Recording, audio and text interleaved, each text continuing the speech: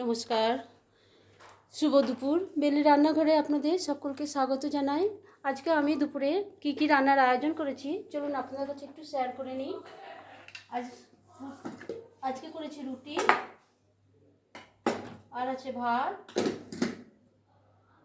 Mix ডাল বানিয়েছি, অরহর মসুর আর মুগ দিয়ে কালো জিরে সর্ষে শুকনো লঙ্কা দিয়ে ফোড়ন দিয়েছিলাম, একটু হিংও দিয়েছিলাম। আর মূলো চচ্চড়ি করেছি, কাঁচা লঙ্কা সর্ষে বাটা দিয়ে পরিমাণ মতো মিষ্টি লবণ দিয়েছিলাম।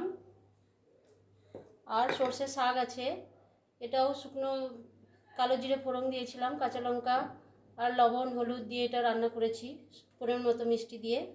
আর করেছি বোনলেস চিকেন, এটা ক্যাপসিকাম দিয়ে রান্না করেছি, সমস্ত মশলা এতে আছে।